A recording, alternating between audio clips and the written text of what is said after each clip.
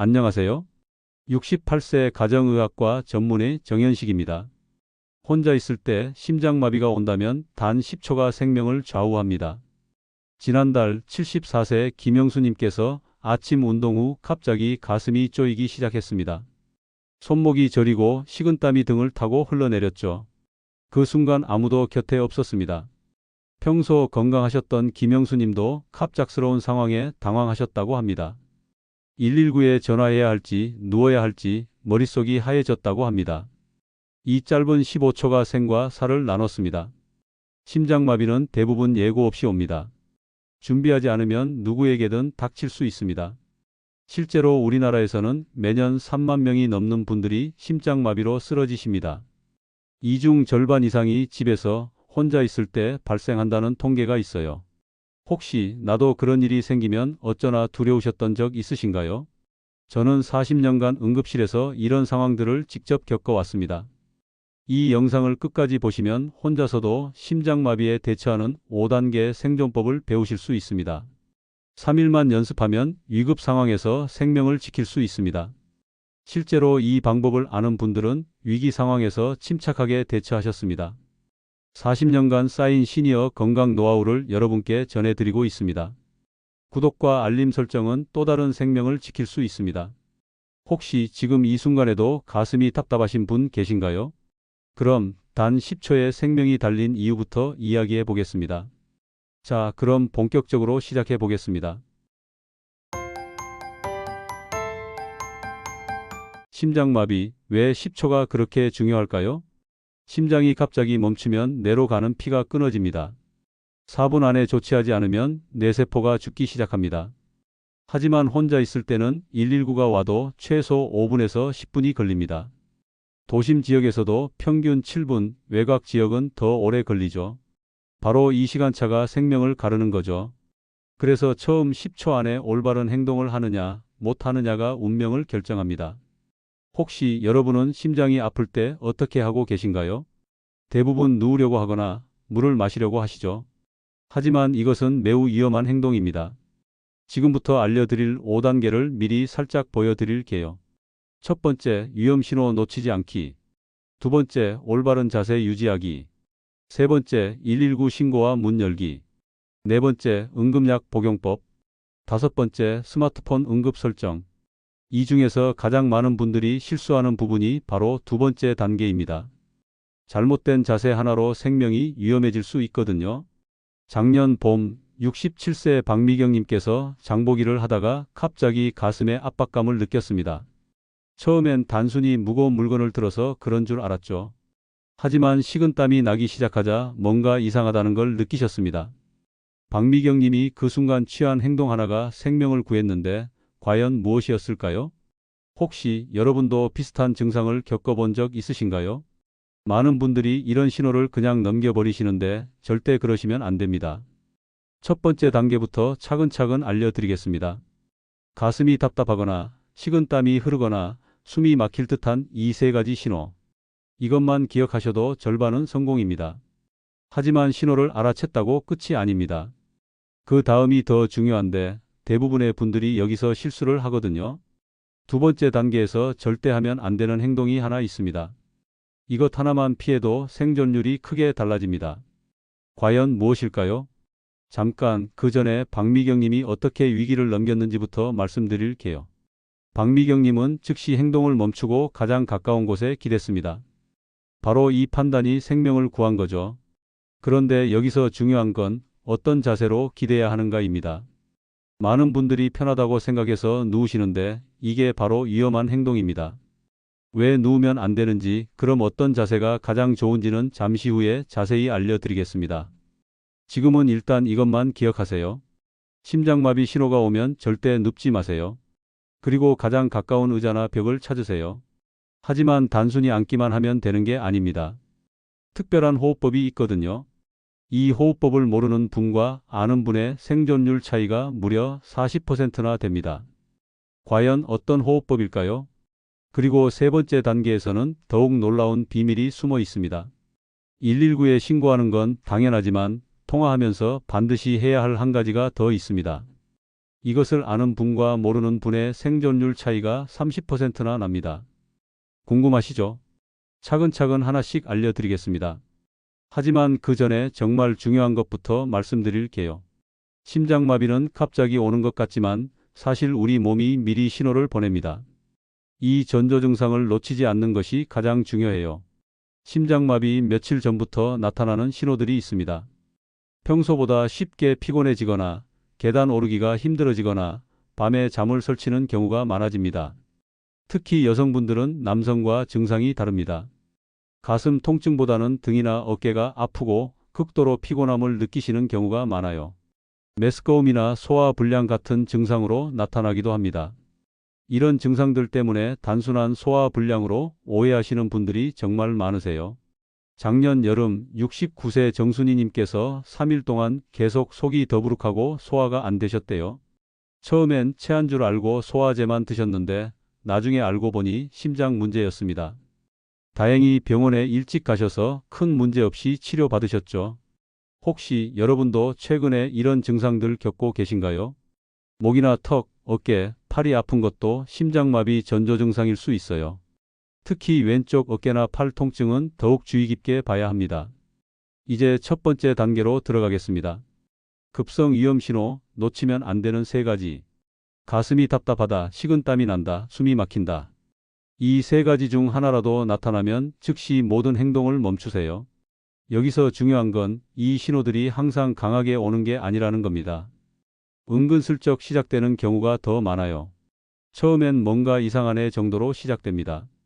그러다가 점점 강해지면서 이건 정말 위험하다는 걸 느끼게 되죠. 증상이 5분 이상 지속되거나 점점 심해진다면 절대 참지 마세요. 지난 겨울 72세 이순자님께서 설거지를 하시다가 가슴이 살짝 답답해졌습니다.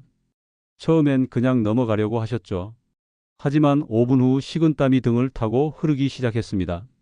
이순자님은 즉시 설거지를 멈추고 응급행동을 취하셨고 덕분에 큰 위험을 피할 수 있었습니다.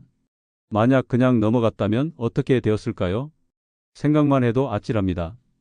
혹시 여러분도 가슴이 답답해도 참고 넘어가신 적 있으신가요? 절대 그러시면 안 됩니다. 작은 신호라도 무시하지 마세요. 내 몸이 보내는 경고입니다. 그럼 이제 두 번째 단계로 넘어가겠습니다. 올바른 자세, 이것만 알아도 생존율이 달라집니다. 앞서 말씀드린 대로 절대 누우면 안 됩니다. 왜 그럴까요? 누우면 심장으로 돌아오는 피의 양이 갑자기 늘어납니다. 이미 힘들어하는 심장에 더 큰 부담을 주는 거죠. 그럼 어떤 자세가 가장 좋을까요? 의자에 앉거나 벽에 기대는 자세입니다. 이때 상체를 약간 앞으로 기울이는 게 포인트예요. 그리고 가장 중요한 호흡법을 알려드리겠습니다. 들숨 4초, 날숨 6초. 천천히 깊게 숨을 쉬세요. 이 호흡법이 왜 중요한지 아시나요? 심장에 산소를 공급하면서 동시에 마음을 진정시키기 때문입니다. 당황하면 할수록 심장에 더 큰 부담이 갑니다. 침착함이 곧 생명입니다. 작년 가을 69세 최동철님께서 혼자 집에서 TV를 보시다가 갑자기 가슴이 조이기 시작했습니다. 최동철님은 즉시 소파에 등을 기대고 배운 대로 호흡을 조절하셨죠. 4초 들이마시고 6초 내쉬기를 반복하셨습니다. 이 간단한 호흡 하나가 최동철님의 생명을 구했습니다. 여러분도 지금 한번 따라해 보세요. 4초 들이마시고 6초 내쉬세요. 어떠세요? 마음이 조금 더 차분해지지 않나요? 이제 세 번째 단계로 넘어가겠습니다. 119 신고, 모든 분이 아시죠? 하지만 대부분이 놓치는 아주 중요한 것이 하나 있습니다. 바로 현관문을 여는 것입니다. 119에 신고하면서 동시에 현관문을 열어두세요. 왜 이게 그렇게 중요할까요? 구급대원이 2분 빨리 들어오면 생존율이 30% 높아지기 때문입니다. 문을 따고 들어오는 시간도 소중한 골든타임이거든요. 지난 여름 70세 김정혜님께서 낮잠 후 일어나시다가 갑자기 어지러움과 함께 가슴 통증을 느꼈습니다. 김정혜님은 119에 신고하면서 동시에 현관문을 활짝 열어두셨습니다. 구급대원들이 도착했을 때 문이 열려 있어서 바로 들어와 응급처치를 받을 수 있었죠. 만약 문이 잠겨 있었다면 추가로 2에서 3분이 더 걸렸을 겁니다. 그 2에서 3분이 김정혜님의 생명을 구한 겁니다. 혹시 여러분의 집 현관문은 어떤가요? 복잡한 잠금 장치가 여러 개 있지는 않나요? 미리 한번 점검해 보시기 바랍니다. 그런데 여기서 끝이 아닙니다. 네 번째 단계에서는 더욱 중요한 비밀이 숨어 있어요. 평소에 드시는 약이 있으시다면 어떤 약을 언제 어떻게 드셔야 하는지가 생명을 좌우할 수 있습니다. 특히 혈압약이나 심장약을 드시는 분들은 더욱 주의 깊게 들어주세요. 잘못 드시면 오히려 위험할 수 있거든요. 이제 네 번째 단계로 넘어가겠습니다. 응급약 복용, 이것만 제대로 알아도 골든타임을 벌 수 있습니다. 먼저 중요한 것부터 말씀드릴게요. 평소에 드시는 약이 있으시다면 절대 함부로 드시면 안 됩니다. 특히 혈압약의 경우 더욱 조심해야 해요. 심장마비 상황에서 혈압약을 잘못 드시면 혈압이 급격히 떨어져서 더 위험해질 수 있거든요. 그럼 어떤 약을 드셔야 할까요? 가장 안전하고 효과적인 약은 바로 아스피린입니다. 아스피린 하나를 씹어서 드세요. 물과 함께 삼키는 게 아니라 씹어서 드시는 게 중요해요. 왜 씹어야 할까요? 씹으면 흡수가 빨라져서 효과가 더 빨리 나타나기 때문입니다. 하지만 여기서 주의할 점이 있습니다. 평소에 아스피린 알레르기가 있으시거나 위궤양이 있으시다면 드시면 안 됩니다. 그리고 이미 혈액희석제를 드시는 분들도 주의하셔야 해요. 이런 경우라면 어떻게 해야 할까요? 평소 드시던 심장약이 있다면 그것을 드시면 됩니다. 니트로글리세린 같은 혈관 확장제 말이에요. 작년 겨울 73세 한미영님께서 저녁 식사 후 갑자기 가슴이 답답해지기 시작했습니다. 한미영님은 평소 심장약을 드시던 분이었어요. 즉시 니트로글리세린을 혀 밑에 넣고 천천히 녹여 드셨습니다. 그리고 동시에 119에 신고하셨죠. 이 빠른 판단이 한미영님의 생명을 구했습니다. 혹시 여러분은 어떤 약을 상비하고 계신가요? 약통을 한번 확인해 보시고 유통기한도 체크해 보세요. 응급 상황에서 유통기한 지난 약은 오히려 독이 될 수 있거든요. 그리고 약을 복용한 후에는 반드시 이웃이나 가족에게 연락하세요. 지금 가슴이 아파서 119를 불렀다. 현관문을 열어뒀다. 이 정도만 간단히 전해도 됩니다. 왜 이게 중요할까요? 만약 의식을 잃으면 구급대원들이 상황을 정확히 파악하기 어렵거든요. 하지만 누군가 알고 있다면 더 정확한 정보를 제공할 수 있죠. 이제 다섯 번째 단계입니다. 스마트폰 응급 설정, 이것은 정말 신기한 기능이에요. 아마 대부분의 분들이 모를 겁니다. 스마트폰에는 응급 상황에서 의료진이 확인할 수 있는 특별한 기능이 숨어 있어요. 의료 정보를 미리 입력해두면 휴대폰이 잠겨 있어도 응급 상황에서는 확인할 수 있습니다. 어떻게 설정하는지 알려드릴게요. 먼저 설정 메뉴로 들어가세요. 그 다음 응급 연락처나 의료 정보를 찾으세요. 여기에 본인의 혈액형, 복용 중인 약물, 알레르기, 지병을 적어두세요. 그리고 응급 연락처도 반드시 등록하세요. 가족 연락처 2에서 3개 정도면 충분합니다. 지난 봄 68세 박준호님께서 혼자 산책하시다가 갑자기 쓰러지셨습니다. 의식을 잃은 상태였지만 다행히 휴대폰에 의료 정보가 등록되어 있었어요. 구급대원들이 즉시 박준호님의 혈액형과 복용 약물을 확인할 수 있었고 적절한 응급처치를 받을 수 있었습니다. 만약 이 정보가 없었다면 치료가 늦어졌을 겁니다.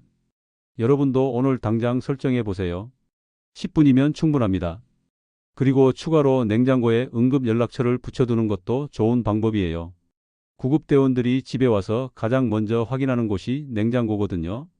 거기에 가족 연락처와 복용 중인 약 목록을 적어서 붙여두세요. 자, 이제 5단계를 모두 알려드렸습니다. 하지만 아는 것과 실제로 할 수 있는 것은 다릅니다. 실전 연습을 하지 않으면 위급 상황에서 당황하게 되죠. 그래서 지금부터 실전 연습법을 알려드리겠습니다. 하루에 단 5분만 투자하세요. 3일이면 완전히 몸에 배게 됩니다. 먼저 집 안에서 가장 가까운 의자나 벽의 위치를 파악하세요. 거실, 침실, 부엌, 화장실 어디에 있든 10초 안에 갈 수 있는 곳을 미리 정해두세요. 그 다음 4초 들숨, 6초 날숨 호흡법을 연습하세요. 처음엔 어색하겠지만 하루 5분씩 3일만 하면 자연스러워집니다. 그리고 119 신고 연습도 해보세요. 실제로 전화를 거는 건 아니고 어떻게 말할지 미리 생각해 보는 거예요. 68세 남성 가슴 통증으로 신고합니다. 주소는 어디입니다. 현관문 열어뒀습니다. 이 정도만 간단 명료하게 말할 수 있으면 됩니다. 마지막으로 약 위치도 확인해 두세요. 아스피린이나 평소 드시던 심장약이 어디에 있는지 10초 안에 찾을 수 있는지 확인해 보세요. 이 모든 것들이 몸에 배면 실제 상황에서도 당황하지 않고 대처할 수 있습니다. 자, 이제 5단계를 모두 알려드렸으니 한번 정리해 보겠습니다. 혼자 있을 때 심장마비 대처법 5단계 완벽 정리입니다. 첫 번째, 전조 증상과 위험 신호 놓치지 않기. 며칠 전부터의 피로감, 소화불량, 어깨 통증도 주의하세요. 가슴 답답함, 식은땀, 숨막힘 중 하나라도 나타나면 즉시 모든 행동을 멈추세요. 두 번째, 올바른 자세 유지하기. 절대 눕지 말고 의자에 앉거나 벽에 기대세요. 4초 들숨, 6초 날숨으로 심호흡하세요. 세 번째, 119 신고와 동시에 문 열기. 전화를 걸면서 현관문을 활짝 열어두세요. 이분이 생명을 좌우합니다. 네 번째, 응급약 올바르게 복용하기. 아스피린은 씹어서 드시고 평소 심장약이 있다면 그것을 복용하세요. 다섯 번째, 가족이나 이웃에게 연락하기. 간단히라도 상황을 알려두세요. 스마트폰 응급 설정도 미리 해두시고요. 이 5단계만 기억하면 됩니다. 하지만 여기서 끝이 아닙니다. 실제 상황에서 더욱 도움이 될 추가 팁들을 알려드릴게요. 먼저 계절별 주의사항입니다. 겨울철에는 특히 조심하셔야 해요. 추운 날씨에 갑자기 따뜻한 곳으로 들어가거나 뜨거운 물로 샤워할 때 심장마비 위험이 높아집니다. 지난 겨울 71세 조영희님께서 새벽에 화장실에 가시다가 갑자기 가슴이 아프기 시작했습니다. 다행히 5단계를 알고 계셨던 조영희님은 즉시 대처하셔서 큰 위험을 피할 수 있었죠. 여름철에는 탈수에 주의하세요. 물을 충분히 드시고 에어컨이 너무 차가우면 심장에 부담이 갈 수 있어요. 그리고 시간대별로도 주의할 점이 있습니다. 새벽 6시에서 10시 사이가 가장 위험한 시간입니다. 이 시간대에는 혈압이 급격히 올라가면서 심장에 부담이 많이 가거든요. 이 시간대에는 특히 갑작스러운 움직임을 피하세요. 침대에서 일어날 때도 천천히, 화장실 갈 때도 천천히 움직이세요. 또 하나 중요한 팁을 드릴게요. 평소에 가슴이 답답하다고 느끼시는 분들은 정기검진을 받으세요. 심장마비는 갑자기 오는 것 같지만 사실 몸이 미리 신호를 보내는 경우가 많아요. 작은 신호들을 놓치지 마세요. 그리고 가족들에게도 오늘 배운 내용을 꼭 알려주세요. 혼자 있을 때뿐만 아니라 가족이 있을 때도 이 5단계를 알고 있으면 큰 도움이 됩니다. 지금까지 40년간 응급실에서 일하면서 정말 많은 분들을 봤습니다. 준비된 분들은 위기를 기회로 바꾸시더라고요. 반대로 준비하지 않은 분들은 작은 위기도 큰 불행으로 이어지는 걸 많이 봤습니다. 오늘 알려드린 5단계 절대 어려운 게 아닙니다. 누구나 할 수 있어요. 중요한 건 미리 준비하는 마음가짐입니다. 혹시 지금 이 영상을 보시면서 나는 아직 괜찮아라고 생각하고 계신가요? 심장마비는 나이나 건강 상태와 상관없이 누구에게나 올 수 있습니다. 준비는 빠를수록 좋습니다. 오늘 당장 시작하세요. 먼저 집안에서 가장 가까운 의자 위치를 확인해 보세요. 그 다음 스마트폰 응급 설정을 해보세요. 냉장고에 응급 연락처도 붙여보시고요. 하루 5분씩 3일만 연습하면 완전히 내 것이 됩니다. 그리고 한 가지 더 중요한 것이 있습니다. 오늘 배운 내용을 주변 분들께도 꼭 알려주세요. 이 영상을 가족, 친구, 이웃에게 공유해 주세요. 여러분의 한 번의 공유가 누군가의 생명을 구할 수 있습니다. 특히 혼자 지내시는 분들께는 더욱 중요한 정보예요. 함께 나누면 우리 모두가 더 안전해질 수 있습니다. 마지막으로 이것만은 꼭 기억해 주세요. 심장마비가 와도 당황하지 마세요. 오늘 배운 5단계만 차근차근 따라하시면 됩니다. 여러분은 이제 준비된 사람입니다. 준비된 사람은 위기를 이겨낼 수 있어요. 40년간 응급실에서 일한 제 경험으로 장담합니다. 오늘 영상이 여러분께 도움이 되었기를 진심으로 바랍니다. 혹시 궁금한 점이나 더 알고 싶은 건강 정보가 있으시면 댓글로 남겨주세요. 앞으로도 시니어 분들의 건강한 삶을 위한 실용적인 정보들을 계속 가져오겠습니다. 구독과 좋아요, 그리고 알림 설정까지 해주시면 더 많은 건강 정보를 놓치지 않고 받아보실 수 있습니다. 여러분의 구독 하나가 더 많은 분들에게 생명을 구하는 정보를 전할 수 있게 해줍니다. 오늘도 건강하고 행복한 하루 보내세요. 감사합니다.